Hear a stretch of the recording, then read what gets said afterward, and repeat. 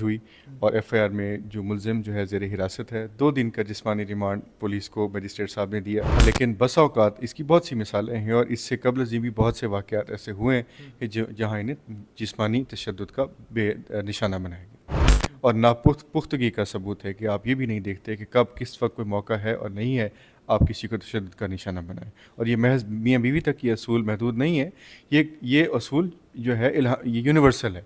किसी को भी मैं समझता हूँ तशद्दुद का निशाना बनाने का हक़ किसी शख्स के पास नहीं है। तो ये जो बुनियादी ट्रेनिंग है और जो बुनियादी सबक है जो माँ बाप की तरफ से किसी भी खातून को दिया जाता है, उसके पेश नज़र खातून हमारे माशरे में हत्तुल इम्कान ये कोशिश करती है कि मेरा घर बचे, और उसकी वजह से वो बहुत ही सब्र और तहम्मुल के साथ इस किस्म के जो वाक़यात हैं उसे मंजर आम पे नहीं लाते। अस्सलाम वालेकुम नाज़रीन, चैनल लाइन में खुश आमदीद। नाज़रीन, हमारे साथ एडवोकेट आसिम साहब मौजूद हैं। ज़ाहिर सीनियर एडवोकेट हैं। नैब के केसेस हो गए, शहबाज शरीफ के केसेस हो गए, मुख्तलिफ इस तरह के केसेस जो हैं ये तमाम हैंडल करते हैं। इस वक्त सबसे बड़ा केस जो पाकिस्तान के अंदर देखा जा रहा है वो ये है आयशा जहां ज़ैब का केस। आयशा जहां ज़ैब का केस जो है वो भी ये खुद ही देख रहे हैं। इनसे जानने की कोशिश करेंगे आप लोगों के लिए कि वो केस है क्या। अस्सलाम वालेकुम। वालेकुम अस्सलाम सर, खैरियत से? आप जी, शुक्र अल्लाह ताला। सर, हम जानते हैं आपके पास शॉर्ट टाइम है, आप बहुत बहुत शुक्रिया सबसे पहले तो वक्त देने के लिए। अच्छा सर, शॉर्टली बता दें कि ये केस क्या है और कहाँ तक ये पहुँचा हुआ है, शुरू से एंड तक आप। देखिए, ये एक डोमेस्टिक वायलेंस का केस है और बेहमाना तशद्दुद एक शौहर की तरफ से उनकी शरीक हयात पे किया गया और उसके बाद एक एफआईआर लॉन्च हुई और एफआईआर में जो मुलजिम जो है ज़ेर हिरासत है 2 दिन का जिस्मानी रिमांड पुलिस को मजिस्ट्रेट साहब ने दिया और तफ्तीश इसमें अमल में लाई जा रही है। और हम कभी यकीन रखते हैं कि इस केस में यकीनन इंसाफ होगा और पुलिस पूरे मेरिट्स को देख के इसमें तफ्तीश कर रही।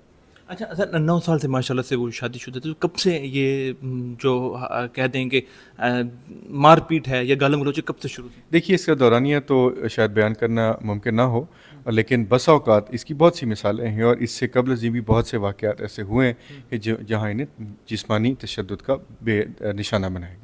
अच्छा, तो बच्चे भी हैं, तो बच्चे अभी वालिद साहब के पास हैं या वालिदा? बच्चे इस वक्त वालिदा की तहवील में हैं। बच्चों के सामने भी मारपीट हुई है? यकीनन जब मारपीट होती है तो उस वक्त ये नहीं देखा जाता कि कौन है और कौन नहीं है।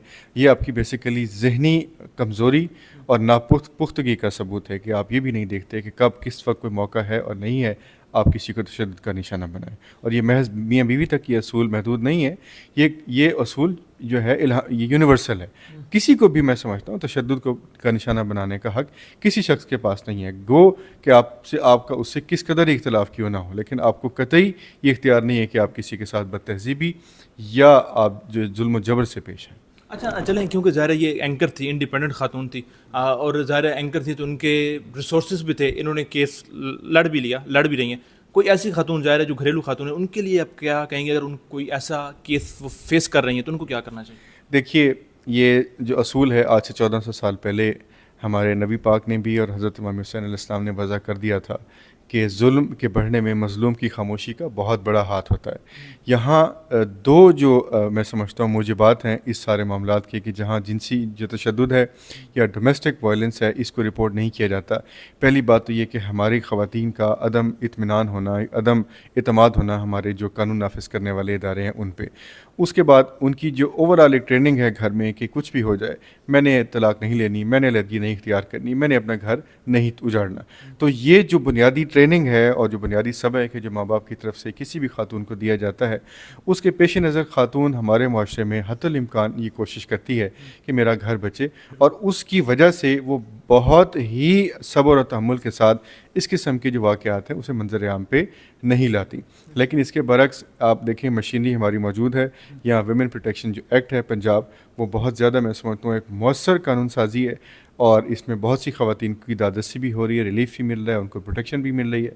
तो मैं यकीनन ये एडवाइस नसीहत करूँगा बल्कि हमारी ख़वातीन को जो जहाँ भी जिनसी तशद्दुद का निशाना खुदा न खास्ता अगर बने तो उन्हें चाहिए कि अपनी आवाज़ फिलफौर जो है वो पहुँचाएँ ताकि कानून हरकत में आए और उनके साथ इंसाफ हो सके। अच्छा सर, मेरा आखिरी सवाल ये है कि अब अगर बिलाल मुलजिम साबित हो जाता है तो क्या, हाँ हारिस अगर मुलजिम साबित हो जाता है तो उसको क्या सज़ा जो है वो दी जाएगी ताकि जो मर्द हजरात ऐसी हरकतें कर रहे हैं घरों में बैठकर तो उनको जो है वो वार्निंग मिल सके? कि देखिए, जहाँ तक सज़ा का सवाल है, सज़ा हमेशा जुर्म की नौयत पे मुनहसर करती है। अब इस केस में जहाँ दानिस्ता तौर पे आप किसी को जान से मारने की गर्ज से हमला आवर हों और वो आपका जो जुर्म है वो फेल है साबित हो जाए, تو مجاز عدالت کے پاس اختیار ہے کہ آپ کو 14 سال یا ایون عمر قید تک کی بھی سزا سنا سکتی ہے.